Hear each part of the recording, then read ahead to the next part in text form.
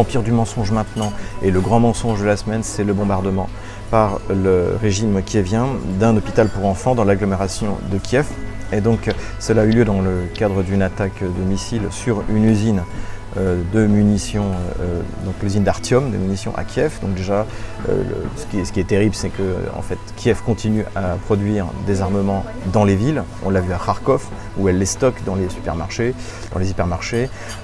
Et là, on voit que ces usines-là, les usines d'Artyom notamment, sont à côté des agglomérations. Alors évidemment, tout ça a été utilisé dans une avalanche de mensonges. Donc le mensonge en disant que la Russie l'avait fait exprès, comme c'est la Russie allait utiliser ces missiles pour taper un hôpital pour enfants alors qu'elle est en train de gagner la guerre sur toute la ligne de front. Donc évidemment, ça c'est un mensonge, mais ça aurait pu être, effectivement, ça peut arriver, une erreur de tir. Le problème, et là on a été étonné, c'est que d'habitude tous ceux qui nous parlent des affirmations de sources ouvertes ont voulu cacher la vérité. Le problème, c'est qu'en fait, il y a des gens qui ont filmé cette attaque.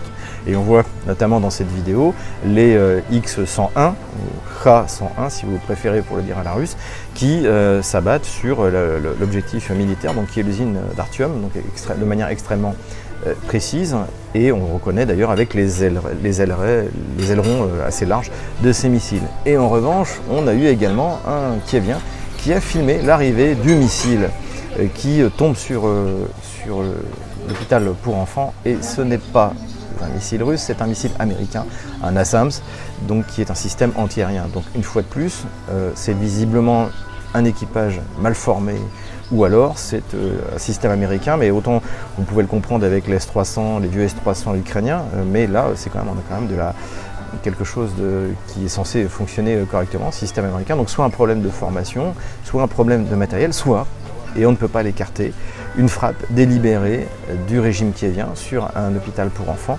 puisque ça tombait pile au moment du sommet de l'OTAN, et que Kiev n'avait rien à présenter. Encore une fois, les contre-attaques dans la région de Kharkov contre l'armée russe, on va le voir, ont complètement échoué, en tout cas avant le sommet de l'OTAN. Donc c'est un échec, donc amener finalement une attaque sur cet hôpital pour enfants.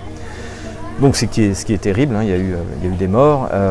En revanche, ce qu'on a évité de nous dire, c'est que cet hôpital pour enfants a aussi une filière esclavage. Puisque quand vous allez sur le site internet de cet hôpital, vous voyez qu'il propose en 7 langues de la gestation pour autrui, c'est-à-dire en fait de la mise en esclavage d'Ukrainiennes pauvres pour des bourgeois occidentaux.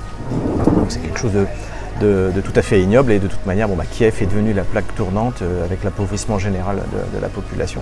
Il y a des malheureuses femmes ukrainiennes qui sont réduites à cette extrémité, et donc cet esclavage permet notamment à des couples homosexuels français, dont certains sont à la tête de chaînes de télévision très influentes et très pro-ukrainiennes, de s'acheter un ventre de femme et de s'acheter des enfants.